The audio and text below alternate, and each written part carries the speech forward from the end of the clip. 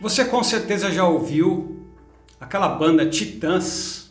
Mesmo sem saber que eram os Titãs, você já deve ter ouvido alguma música deles. Eu nunca fui fã da banda, mas uma vez escutando uma música deles me chamou muito a atenção a letra. Apesar de eu não escutar música por causa da letra, eu escuto a música por causa da música. Mas foi uma letra interessante que diz o seguinte: alguém que está chegando em um determinado momento, uma determinada fase da vida e conclui que eu deveria ter amado mais, chorado mais, eu deveria ter arriscado mais e até errado mais. Eu deveria ter complicado menos, trabalhado menos, eu deveria ter visto o sol se pôr, eu deveria ter me importado menos com problemas pequenos. E a gente está diante de uma pessoa que tem arrependimentos. A palavra de hoje, ela nos convoca a não ter arrependimentos. E é evidente que na vida cristã e na experiência da vida em geral, nós precisamos de arrependimento. Nós precisamos de um grande e primeiro arrependimento, que é o fato de nós estarmos distantes do Senhor, pedir que o Senhor Jesus entre no nosso coração e direcione a nossa vida, e nós vamos precisar de outros arrependimentos menores na nossa trajetória, em relação a Deus, em relação às pessoas. Mas eu gostaria de falar a respeito de não termos arrependimentos em relação ao alvo que a gente propôs para a vida. E aí eu queria apresentar uma tensão entre alvos muito ruins e um alvo muito bom. Alvos muito ruins, por exemplo, Provérbios 23:4, não esgote as suas forças tentando ficar rico. Ou Paulo ensinando a Timóteo, 1 Timóteo, capítulo 6, a partir do verso 10. Olha, Timóteo, as pessoas que tentaram ficar ricas, elas se atormentaram a si mesmas com muitos males.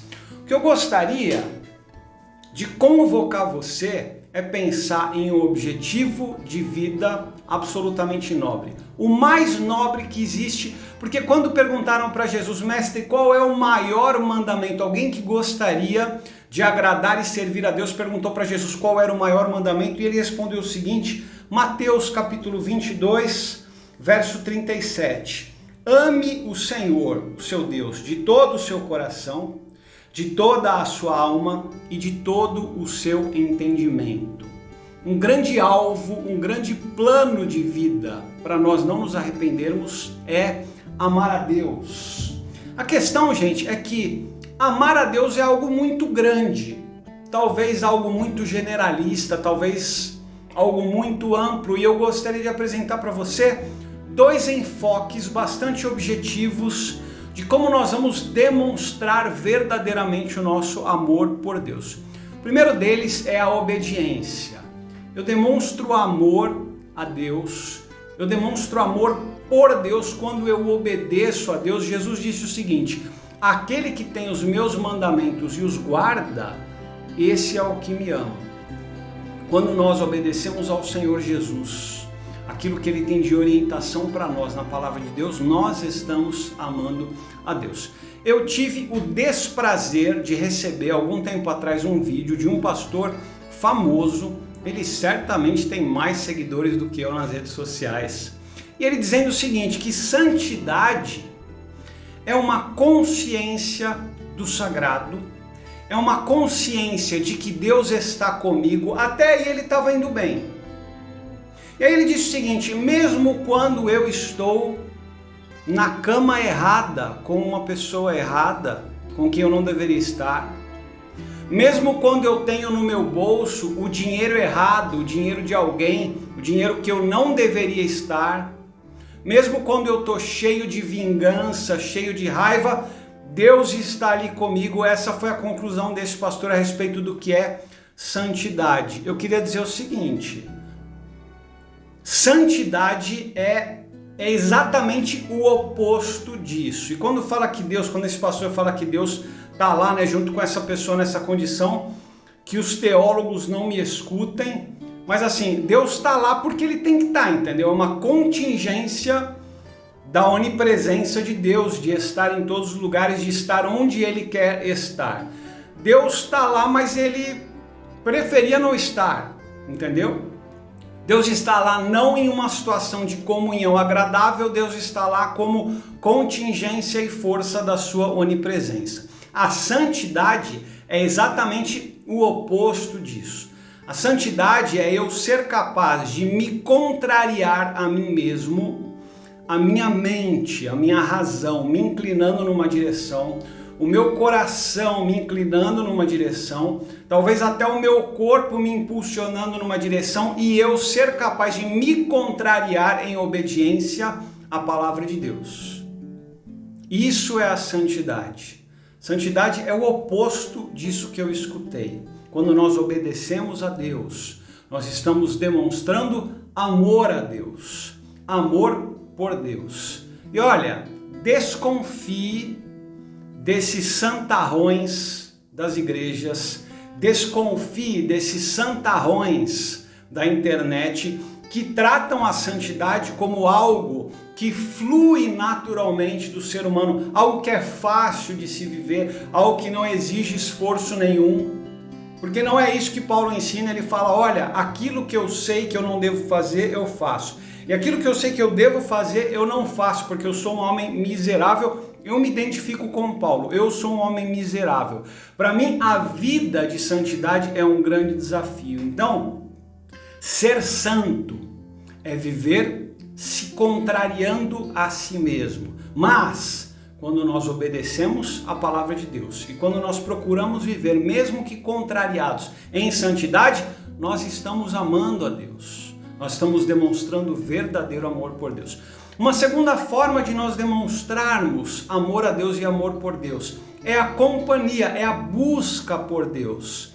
Infelizmente, desde sempre, o ser humano ele meio que trabalha para compartimentar a vida, aquilo que é religioso e aquilo que não é. E nós fazemos isso também.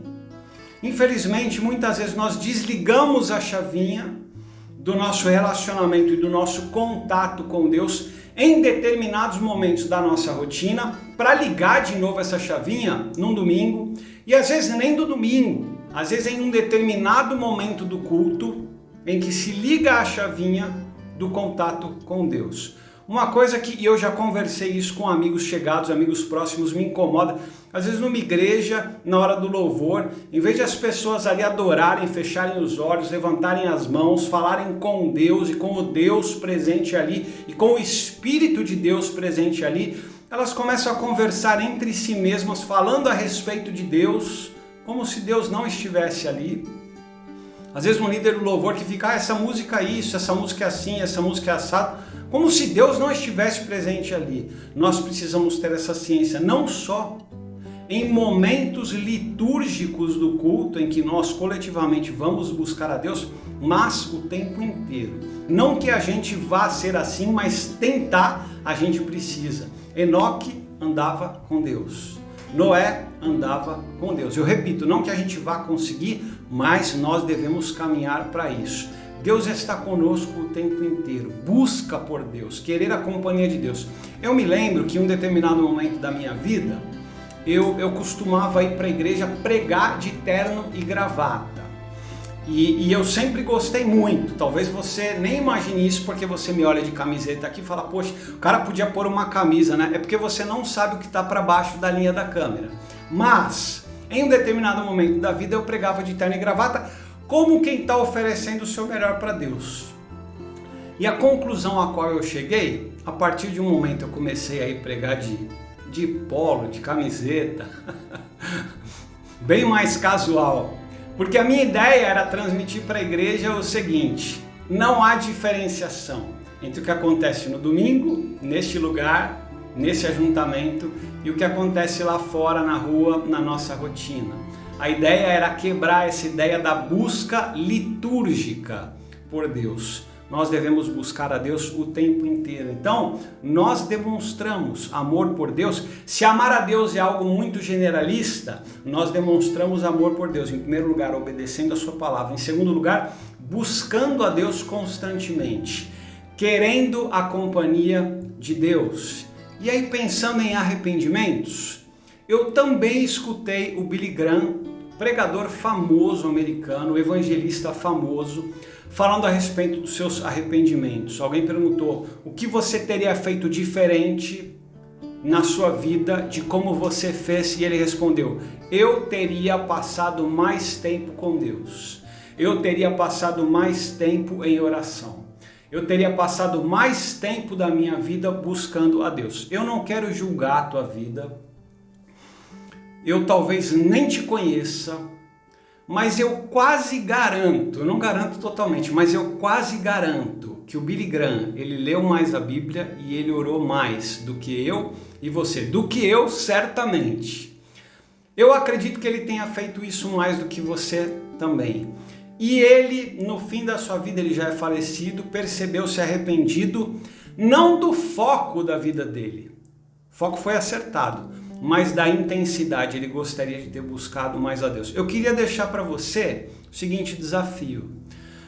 Eu e você teremos certamente muitos arrependimentos na vida. Eu já tenho arrependimentos, eu vou ter outros tantos no decorrer da minha trajetória, mas que sejam arrependimentos de intensidade, que eu deveria ter feito de forma mais intensa, fundamentalmente em relação a Deus, em relação ao meu próximo, em relação à minha família, mas nunca um arrependimento em relação ao foco, em relação ao alvo das minhas ações. Eu queria deixar esse desafio para você, que você não se arrependa da direção que você traçou para a tua vida, que a direção seja Deus, que a direção seja o amor a Deus, acima de todas as coisas, com toda a tua força, com toda a tua alma, com todo o teu entendimento, tá bom? Que Deus abençoe você, que Deus abençoe o seu lar.